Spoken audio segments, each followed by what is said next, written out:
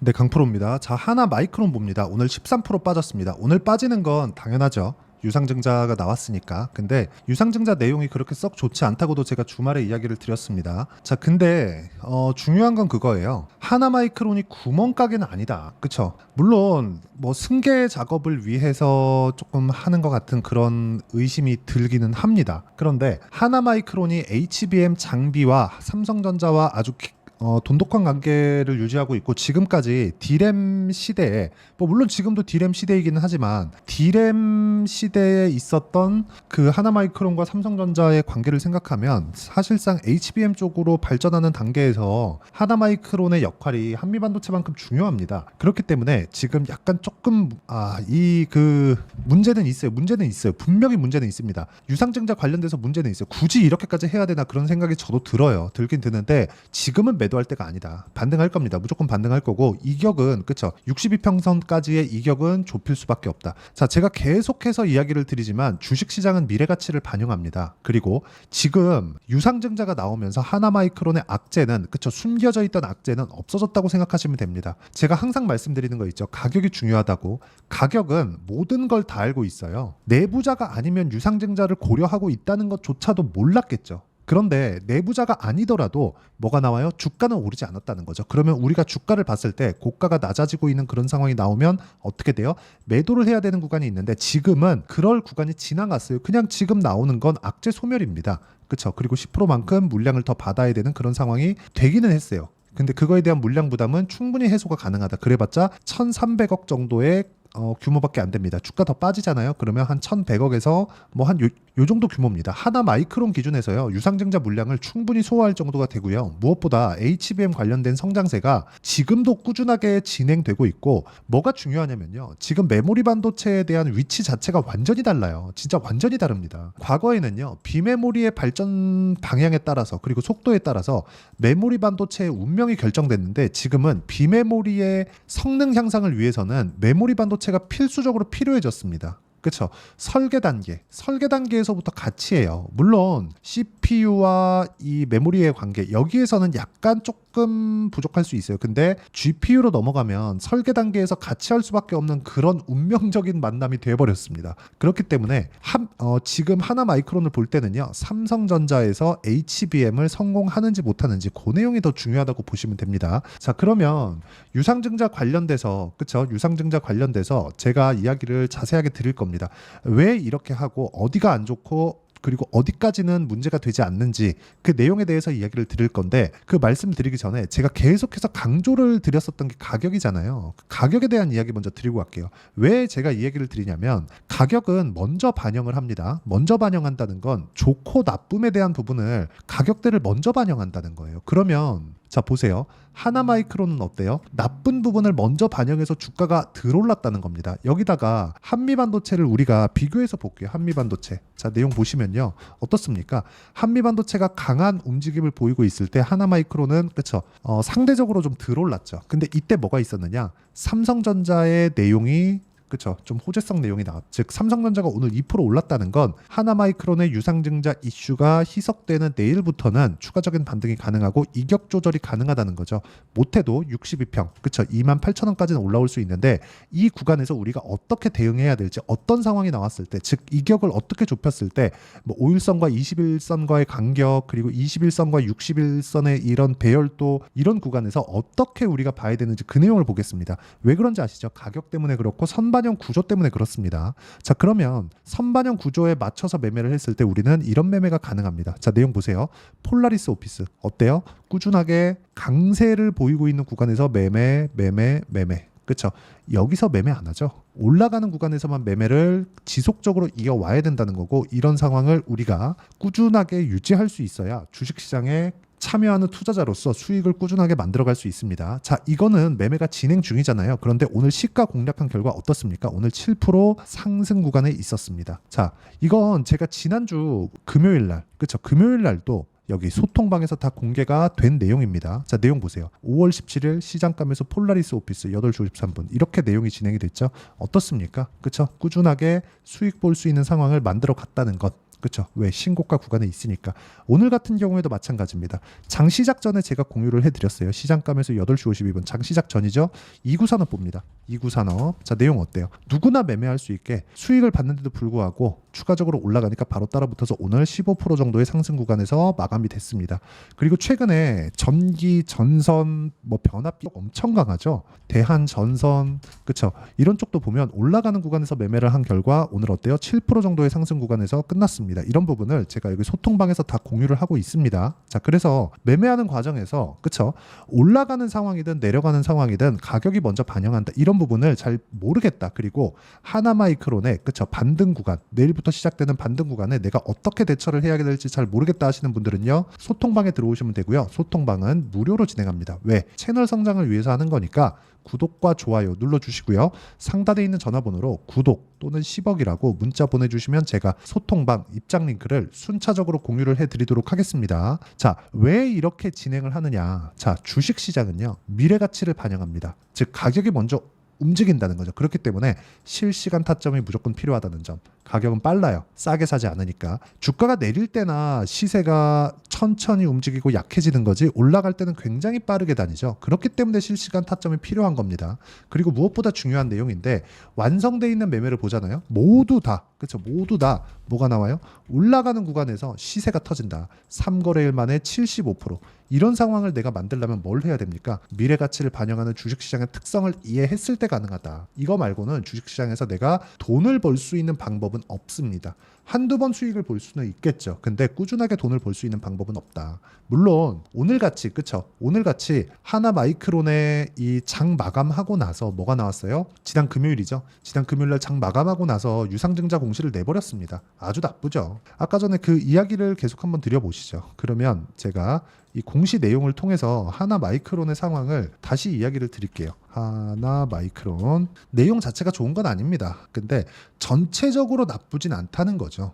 자, 내용 보시면 이 내용입니다. 실제 공시 내용이고요. 누구나 볼 수 있는 자료를 보면 돼요. 뭐 굳이 뭐 내가 뭘 입수했다 이런 거 그냥 싹 다 무시하면 됩니다. 자, 내용 보시면 그래요. 신주 500만 주 추가 발행. 그쵸? 그러면 지금 상장돼 있는 주식 수가 5천만 주가 조금 넘어가니까 한 10% 정도의 증자를 하는 겁니다. 10%가 채 못 되죠. 그렇죠? 자, 그러면 여기서 보면 금액 자체를 보잖아요. 1,000억이 조금 넘습니다. 계산하기 쉽게 10%라고 잡고 1,000억이라고 딱 잡으면 그 중에서 70%, 한 68% 정도, 한 60%대 거의 한 70% 정도가 시설 투자. 그렇죠. 시설 투자. 이건 괜찮아요. 왜? HBM 장비가 필요하니까 이쪽을 납품하기 위해서 시설 증가에 대한 부분. 이거는 나쁜 부분이 아니라는 거죠. 근데 밑에 보면 어때요? 운영자금. 그렇죠. 채무상환자금. 그렇죠. 이렇게 있다. 근데 하나 마이크론에는 현금을 포함해서 현금성 자산이 1,000억 정도가 있습니다. 그런데도 불구하고 이렇게 자금을 땡겨간다는 거, 이거는 승계를 하기 위한 그런 게 아닌가라는 생각을 합니다. 뭐 주말 영상에 제가 그렇게 이야기를 드려놨거든요. 뭐 전체적으로 이 그 지배 구조를 보면서 이야기를 드렸는데 뭐 그 영상을 한번 참고해 보시면 될 것 같아요. 제 채널에 주말에 제가 하나마이크론 영상을 올려놨으니까 그 부분 참고하시면 될 것 같고, 무엇보다 제가 말씀드리고자 하는 건 그거예요. 유상증자라는 것 자체는 나쁘다. 그런데 이게 그렇죠. 노출되면서 악재가 소멸됐다는 점에서는 호재다. 그렇죠. 이건 긍정적으로 볼 만한 내용이다. 만약에 하나마이크론이 성장할 수 있는 그림이 그려지지 않는다면 그때는 문제가 됩니다. 근데 지금 그런 상황이 아니라는 거죠. HBM에 대한 수요는 내년 물량까지, 그렇죠. 하이닉스에서 생산하는 내년 물량까지 솔드아웃, 완판됐어요. 이제 물량이 없습니다. 만들어 놓으면 달라고 난리예요. 삼성전자에서 지금 납품을 시작하잖아요. 하이닉스와 경쟁하는 거지 이게 뭐 가격을 떨어뜨리거나 그런 게 아닙니다. 수요가 그만큼 있을 수밖에 없는 상황이잖아요. AI 때문에. 이 구간을 우리는 놓치면 안 돼요. 근데 단지 단기간, 그렇죠. 단기간 터질 수 있는 이슈가 터졌다. 그리고 혹시라도 내가 증자를 안 받을 것 같다. 나 증자 안 받을 거다. 돈 없어. 그러면 지금 보유하고 계시잖아요. 그러면 권리락 지나고 나서 신주인수권이 들어옵니다. 신주인수권은 무조건 매도를 하셔야 됩니다. 그거 매도를 안 하면 신주인수권을 바꿔서 현금으로 만들 수 있는데 그거 그냥 없어지는 거니까 무조건 매도하시고요. 웬만하면 증자 받으시는 걸 추천합니다. 증자는 그래도 지금보다는 할인된 가격에 주는 거니까 신주인수권을 내가 더 사는 한이 있더라도 증자는 받는 게 이득이라고 저는 판단을 하고 있고요. 하지만 증자 내용은 나쁘지 않다. 근데 악재 소멸된 측면에서는 뭐 긍정적인 내용이다. 그리고 27% 여기 보시면요. 27%의 대주주 지분이 있습니다. 여기 하나마이크론 보면 하나마이크론 자 내용 보시면요. 27.23%의 대주주 지분이 있습니다. 이 정도는 들어와야 돼요. 300억 정도는 들어와야 됩니다. 그쵸? 양심은 있다고 보시면 됩니다. 설마 얘네들이 실권주를 만들겠습니까? 그쵸? 이건데 요거예요. 요거 여기 보시면요. 여기 딱 대략 한 여기 채무 상환에 대한 부분 여기 정도는 이제 대주주가 책임진다. 뭐 그 정도로 이해하시면 될 것 같습니다. 어쨌든 오늘 너무 안타깝지만 그쵸 이렇게 하락할 게 아닌데 너무 안타깝지만 재료 소멸적인 측면에서는 문제가 될 게 없고 그쵸 오히려 긍정적인 내용으로 볼 수 있고 이격을 좁혀가야 되는 그런 과정에 있습니다. 이 구간을 그쵸 실시간 타점 이격을 어떻게 좁히고 5일선과 22평 간의 이격을 왜 좁혀야 되고 이런 상황이 왜 나오는지 그 내용에 대한 부분 즉 실시간 타점에 대한 부분은 여기 소통방에서 제가 다 공유를 하고 있고요. 소통방에서는 하나마이크론의 실시간 타점 말고도 다른 종목군들 전체적으로 본다고 보시면 되고요. 이렇게 제가 타점을 잡는 원리가 있겠죠. 타점을 잡는 원리에 대한 부분은 여기 하나마이크론의 가격 그리고 단기 보유 전략 그렇죠. 이 두 가지 내용으로 준비를 해놨습니다. 단기는 2주예요. 2주 동안 내가 어떻게 수익 전환을 시킬 것인지 그 내용에 대한 부분을 제가 다 담아놨고요. 그리고 무엇보다 2주 안에 수익 전환을 시키기 위해서는 가격을 디테일하게 잡아야겠죠. 그래서 가격과 단기 보유 전략이고요. 무엇보다 하나마이크론의 실시간 타점을 제가 문자로 공유를 해드리도록 할 테니까 상단에 있는 전화번호로 마이크론 자 마이크론이라고 문자 보내주시거나 뭐 아니면 뭐 하나마이크론이라고 문자 보내주시면 제가 실시간 타점 그리고 단기 보유 전략 함께 공유를 해드리도록 하겠습니다. 자 내용 정리하면 그렇습니다. 주식시장은 미래가치를 반영하기 때문에 미래가치를 반영하는 과정에서 가격이 먼저 반영을 하고요.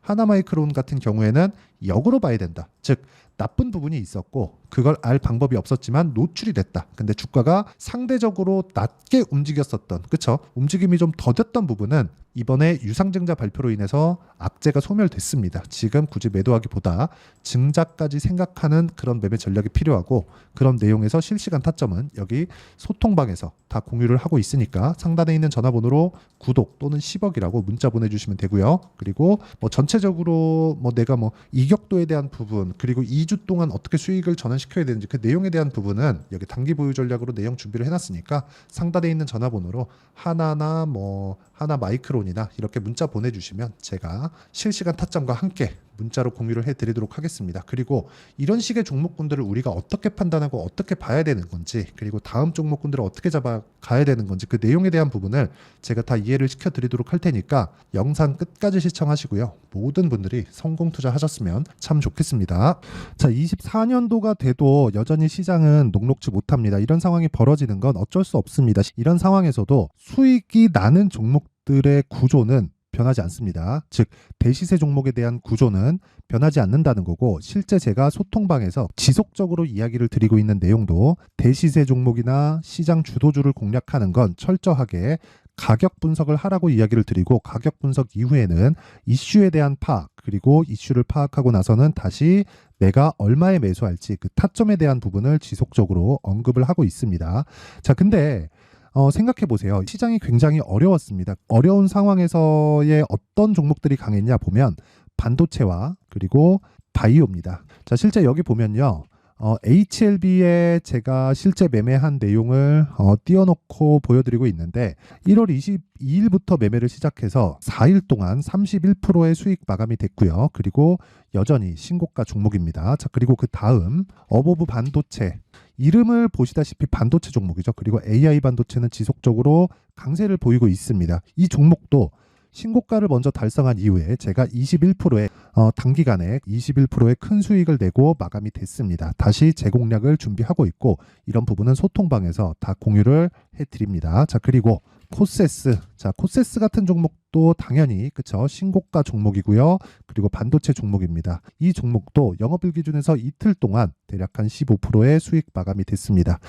내용을 한번 보시면 어떻습니까? HLB를 포함해서 뭐 30%, 20%, 뭐 15% 이런 식의 수익이 지속적으로 발생하고 있는데 이 세 종목 모두 다 신고가 종목이고 1월 달에 시장이 약세를 보이고 있는 구간에서도 강했었던 그런 종목입니다. 특징점이 하나 있는데 그 이슈에 앞서서 가격이 먼저 반영했다는 거죠. 그렇게 제가 가격을 먼저 보고 이슈에 대해서 파악하는 이유는 결과적으로는 큰 시세를 먹기 위한 사전 준비 작업입니다. 실제로 큰 시세를 먹기 위해서 사전 준비 작업을 했을 때 여기 레인보우 로보틱스 127% 그리고 ISC 98% 그리고 한미반도체 97%의 큰 수익을 내는 상황을 만들 수 있습니다. 어떤 식으로 소통방에서 진행됐는지 그쵸? 그 상황을 제가 이야기를 드린 건데 이런 상황도요 당연히 신고가를 공략했을 때 가능한 겁니다. 자 그러면 이번에도 마찬가지입니다. 그쵸? 정부 주도의 코리아 디스카운트 해소 방안이 2월 달에 발표를 하고요. 그리고 2월 달에 발표된 내용을 토대로 주가가 움직이는 게 아니라 이미 움직인 내용이 있죠. 실제 이 내용은 크게 중요한 게 아니라는 겁니다. 실제 움직인 내용을 보면 자 기아차입니다. 실제로 12월 달에 신고가를 만들어 놓고 정부에서 입김을 불어 넣으니까 순식간에 기아차를 포함해서 현대차 같은 거대 기업들의 주가가 2주도 채 되지 않아서 40% 정도의 큰 시세를 냅니다. 자, 그러면 우리는 어떤 종목을 봐야 될까요? 이슈를 파악해야 되는 것도 맞지만 철저하게 가격에 맞춰서 매매를 해야 되는 게 당연히 중요합니다. 정부가 주도하는 정책 방향이 있겠죠. 그 방향에 맞춰서 우리가 종목을 찾을 필요가 있다. 자, 그러면 답이 나왔습니다. 정부가 주도하는 방향에 맞춰서 제2의 기아차를 찾는 게 지금은 중요하다. 근데 정부 정책의 방향에 맞게 가자. 그랬을 때 앞서서 제가 보여드렸었던 내용인 여기 레인보우 로보틱스 127% 그리고 ISC 98% 그리고 한미반도체 97%와 같은 수익을 낼 수 있습니다. 물론 시간에 대한 부분은 최소 2주의 시간이 필요하고요. 그리고 최장 3개월 안에 끝내야 됩니다.